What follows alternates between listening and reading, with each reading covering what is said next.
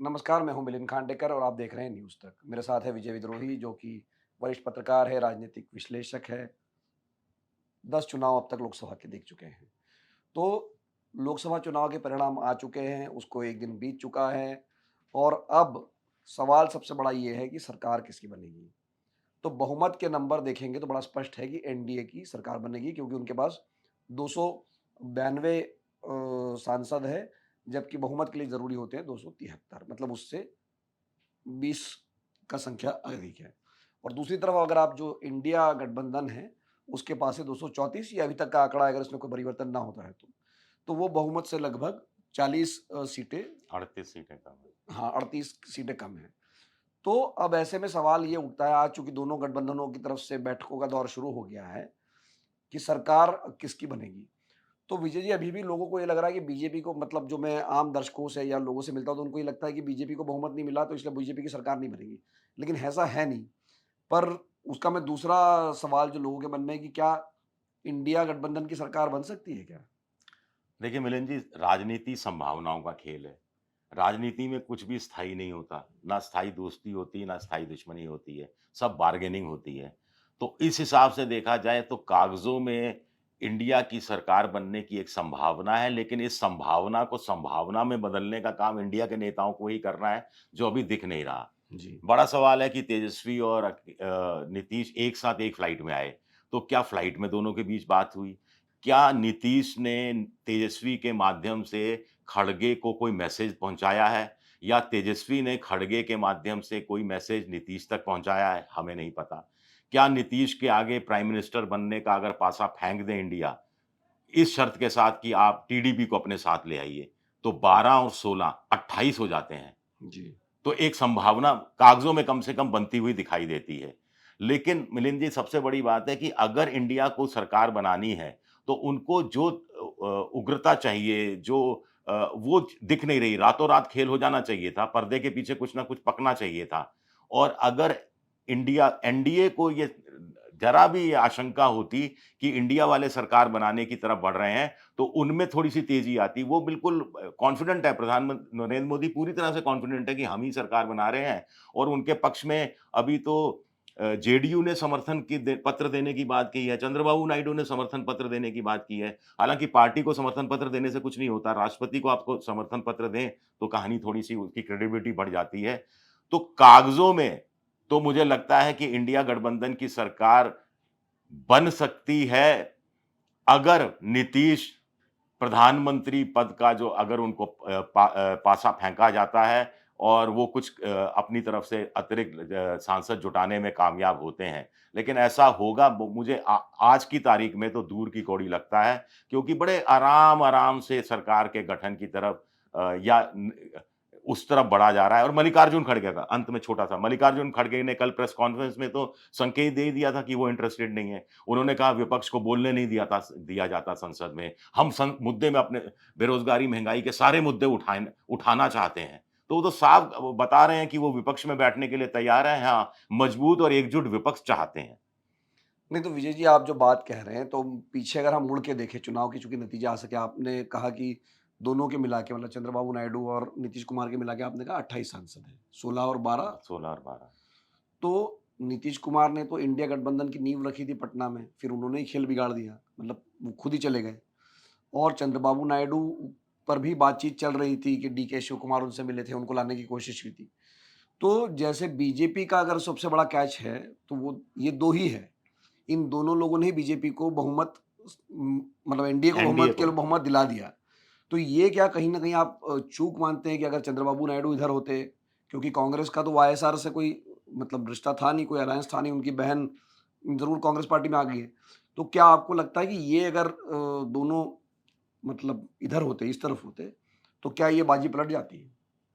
देखिए, अगर मगर किंतु परंतु 2-4 जोड़ दिए जाएँ, ना था कुछ तो खुदा था, ना होता कुछ तो खुदा होता। हुँ, डुबोया मुझको होने ने, ना होता मैं तो क्या होता, गालिब का एक शेर है। हुँ, अब थोड़ा कांग्रेस ने ज़ोर लगाया होता, थोड़ा टीडीपी के साथ गठबंधन कर लिया होता, नीतीश को कन्वीनर बना दिया गया होता, रुक जाते नीतीश तो कहानी पलट जाती, कहानी पलटी हुई होती। हुँ, लेकिन अब जो हकीकत है उसके हिसाब से देखा जाए तो बड़ा इंटरेस्टिंग है। एक एन को, यानी नरेंद्र मोदी, एक एन को 2 एन की जरूरत है, एक नीतीश और एक नायडू। बराबर। और एक एन को अगर अपनी नेतागिरी करनी है तो 2 एन की बैसाखियां हैं। अब बीजेपी 240 पर है, दोनों मिलकर जो बाकी 2 धड़े हैं 28 पर है। या तो 2 बड़े एन जो हैं 12 और 16 वाले, उनको मनाकर, पटा के, उनको समझाकर अपने साथ रखें, या 3-3 4-4 पार्टियों वाले उम्मीदवारों, ये सांसदों वाली 5-6 पार्टियों के साथ समझौता करें। तो कोई भी समझदार आदमी क्या करेगा? 2 बड़े धड़े अपने पास रखेगा, और ये 2 बड़े खिसकते हैं तो एनडीए की सरकार नहीं बनती है, और ये टिके रहते हैं। और मोदी जी उनकी बात मान लेते हैं, सेंट्रल यूनिवर्सिटी का दर्जा दे देंगे, विशेष राज्य का दर्जा दे देंगे, आंध्र प्रदेश को नई राजधानी बनाने के लिए और पैसा दे देंगे। हालांकि वाईएसआर को भी, की पार्टी को भी 11,000 करोड़ उन्होंने रिलीज किए थे कुछ महीने पहले, तो वो खुश रख सकते हैं दोनों को। 10 लोगों को खुश रखने नहीं, से तो अच्छा अब ये 2 मैं लोगों को आपको खुश ये रखें। 2 एन की बात कर रहे हैं, 2 एन और एक और 3 एन, ट्रिपल एन की बात कर रहा हूं मैं, समझ लीजिए। मैं आपको ये कह रहा हूँ कि विजय जी, अभी अभी एक खबर आई है, बड़ी रोचक खबर है कि ये 2 एन इन्होंने अपनी मांग रख दी है, शर्तें इन्होंने रखना शुरू कर दी है। बार्गेनिंग। तो जो एन नायडू वाले एन है, जो टीडीपी है, जिनके पास 16 सांसद है, उन्होंने मांगा क्या है? एक स्पीकर का पद स्पीकर का, और अच्छा। 3 कैबिनेट और 2 राज्य मंत्री, और विभाग भी मांगे है सड़क और परिवहन, जो अभी नितिन गडकरी के पास है, शहरी विकास मंत्रालय, ग्रामीण विकास मंत्रालय, जल शक्ति, ये भी मांग कर सकते हैं, ऐसी खबर आ रही है। तो ये तो अभी इनकी मांग हो गई। दूसरे हैं नीतीश कुमार, जिनको सिर्फ 1 कैबिनेट मिला था पिछली बार, आपको याद होगा। वो भी जो है वो 3 कैबिनेट की मांग रख सकते हैं।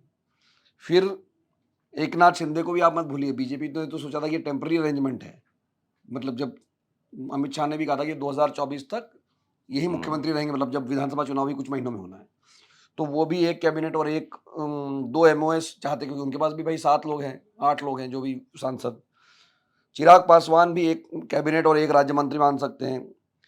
जीतन राम मांझी भी चाहते हैं कि उनको कैबिनेट मंत्री बना दिया है, एकमात्र है वो। हाँ, वो एकमात्र है। तो ये मैं कह रहा हूँ कि ये जब हमने देखा था विजय जी, और लोगों को भी मैं समझा देता हूँ कि नरेंद्र मोदी को संसद में कभी दिक्कत नहीं हुई पिछले 10 सालों में, क्योंकि इस उनको तरह की मांग पत्र को झेलने की आदत भी क्योंकि नहीं उन्हें है। आदत भी नहीं, क्योंकि उनको 272 अपने दम पे थे। तो ये सब लोग अगर उनके सहयोगी भाग भी जाते, तब भी उनका सरकार कोई फ्लोर पे गिरा नहीं सकता था, बजट पास हो सकता था।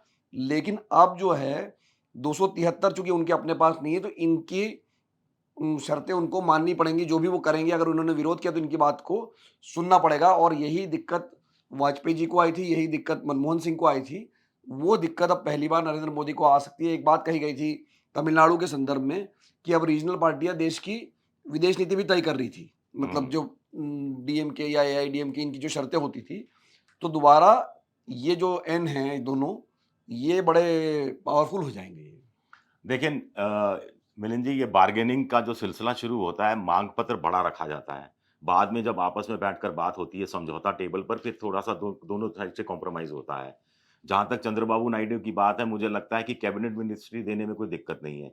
4 बड़े मंत्रालय बना रहे हैं, मांग रहे हैं, तो 2 बड़े मंत्रालय दिए जा सकते हैं, एक आध राज्य मंत्री का दिया जा सकता है। लेकिन स्पीकर पर मुझे नहीं लगता मोदी जी तय करें, एग्री होंगे। स्पीकर की जगह डिप्टी स्पीकर बनाया जा सकता है, कायदे से डिप्टी स्पीकर की पोस्ट विपक्ष की तरफ जानी आपको चाहिए। याद होगा कि हाँ, जब भूपेंद्र एनडीए की सरकार थी, तो बाल योगी भी बाल स्पीकर योगी, थे, हाँ, मनोहर बनाए। जोशी भी स्पीकर थे। मनोहर जोशी को मनोहर जोशी, ही हाँ। बनाया गया था। तो उस समय जो स्पीकर का पद था, वो एनडीए अपने सहयोगियों को देता था, और मोदी जी ने तो डिप्टी स्पीकर का पद ही खत्म कर दिया। हाँ, वो चुनाव तक नहीं हुआ पिछले 5 साल में। हाँ। तो इस बार डिप्टी स्पीकर बनाया जा सकता है। नीतीश कुमार को कैबिनेट मंत्रालय उनके हिसाब से देने में कोई ऐतराज मुझे नहीं लगता होना चाहिए। कुछ लोगों को राज्यसभा में भी एडजस्ट, विधानसभा चुनाव के हिसाब से भी कुछ लोगों को डील किया जा सकता है। तो मुझे लगता है कि ये बहुत सारी चीजें निकल सकती हैं, और बस सबसे बड़ी बात है कि इन्होंने मांग पत्र पेश करना शुरू कर दिया है, यानी समर्थन बिना शर्त नहीं मिलने वाला है। और कल से आप देख रहे हैं कि बीजेपी भी इस चीज को समझ रही है, कॉम्प्रोमाइज की स्थिति में है। उनके बयान अचानक बदले हैं। पिछले 10 साल में वो एनडीए का नाम नहीं लेते थे, अचानक एनडीए की सरकार, एनडीए की सरकार, एनडीए ने हाँ, मतलब शानदार जो कल प्रदर्शन किया प्रधानमंत्री का है। जो उनका प्रधानमंत्री ट्वीट आया पहला, वो आया, उन्होंने मैं- भाषण में बोला बार नहीं, बार। ट्वीट में एनडीए का, बीजेपी का कहीं जिक्र नहीं था हाँ। कि एनडीए की सरकार थी, इसको मैं बाद में अपने भाषण में कोई जिक्र नहीं किया, अमित शाह ने कोई जिक्र नहीं किया, जेपी नड्डा ने कोई जिक्र, सब एनडीए एनडीए एनडीए बोली जा रहे हैं। तो उनको पता है कि एनडीए के सहारे ही उनकी नैया पार लग सकती है। तो मुझे लगता है कि बीच का रास्ता निकल जाएगा। और ये मांग पत्र बीजेपी के सामने रखा गया है। तो मान लीजिए अगर ये दोनों इंडिया के साथ जाना चाहते हैं, तो कितना मजबूत कैसा मांग पत्र होगा, आप इमेजिन कर सकते हैं फिर। नहीं तो सबसे आखिर में विजय जी, मैं ये जानना चाहता हूँ कि अब अगर ये तो लग रहा है कि एनडीए की सरकार बन जाएगी, लेकिन जितनी तेज़ी से फैसले, बड़े-बड़े फैसले नरेंद्र मोदी ने कहा था कि 4-6 महीने में ऐसे फैसले होंगे कि राजनीतिक भूचाल आ जाएगा। तो अब उस तरह के फैसले आपको होते हुए दिखते हैं क्या? क्योंकि जैसे 2 मुद्दे मेरी नज़र में हैं जो कि जिनका ज़िक्र जो है बीजेपी के घोषणा पत्र में है। पहला है वन नेशन वन इलेक्शन। तो ये उम्मीद की जा रही थी कि भाई पूरी रिपोर्ट तैयार है, कोविंद साहब ने जो राष्ट्रपति, पूर्व राष्ट्रपति उन्होंने बना के रखी है और जैसे ही सरकार बनेगी, जैसे मान लीजिए 370 को अगस्त में हटा दिया गया था, तुरंत 2 महीने के बाद में हटा दिया गया था। तो वन नेशन वन इलेक्शन वाला जो मुद्दा है, वो क्या आपको लगता है वो अब तुरंत प्रभाव से इस पर आएँगे या नहीं आएँगे? और दूसरा मुद्दा जो उनके यूसीसी। यूसीसी मतलब जो कि सबके लिए समान नागरिक संहिता होनी चाहिए। अभी जैसे जो क्रिमिनल्स देश में अगर कोई क्राइम होता है तो सबके लिए एक तरह की दंड संहिता है, लेकिन जो अपने जो सिविल है कह लीजिए, शादी ब्याह के जो मामले हैं वो सबके लिए, हिंदुओं के अलग है, मुसलमानों के अलग है, सिखों के अलग है, अलग अलग लोगों के अलग अलग नियम कायदे हैं। तो सरकार इसको एक करना चाहती है। तो ये जो 2 बड़े मुद्दे हैं जिसको आप कह सकते हैं, उस पर क्या आपको लगता है कि अब तुरंत काम होगा, ये अभी टल जाएंगे ये?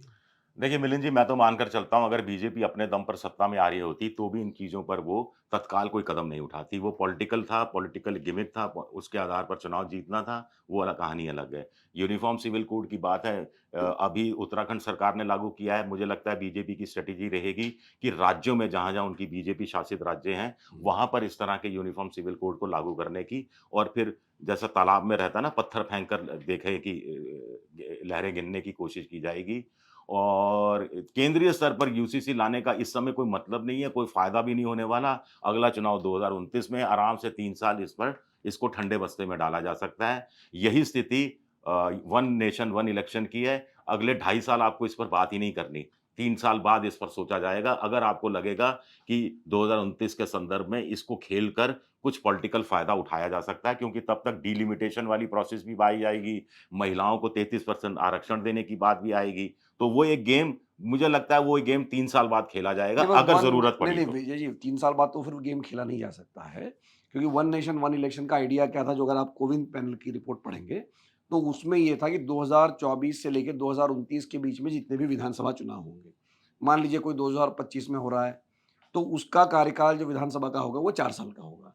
या 2026 में मान लीजिए बंगाल में चुनाव होंगे, तो उसका कार्यकाल 3 साल का होगा। मतलब सारे चुनाव अगली बार 2029 में सारे विधानसभाओं के और सारे लोकसभाओं के जो चुनाव होने हैं, वो एक साथ करा ली जाएँगी। वो तभी संभव है जब अगले 5 वर्षों में जो विधानसभा चुनाव होंगे, उसका कार्यकाल कानूनन आप ये बना दीजिए कि उसके हाउस की अवधि जो है वो जितने 2 साल बचे हैं 2029 से उतनी ही रहेगी।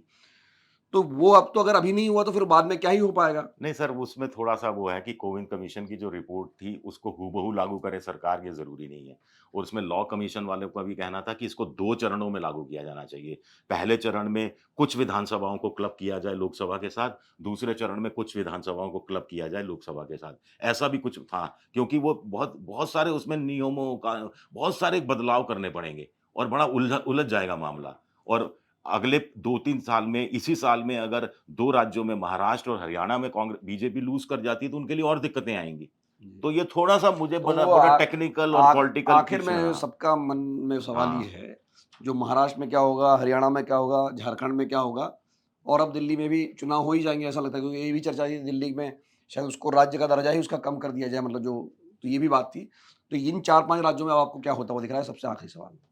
देखिए, हरियाणा में तो जिस ढंग से बीजेपी की हालत थोड़ी खस्ता हुई है, इससे पहले भी और अभी भी, वो बहुमत उनको करीब-करीब नहीं जैसा जैसी स्थिति है। हुँ, उनका एक विधायक था, उनकी तो मौत भी हो गई जो समर्थन दे जी। रहा था।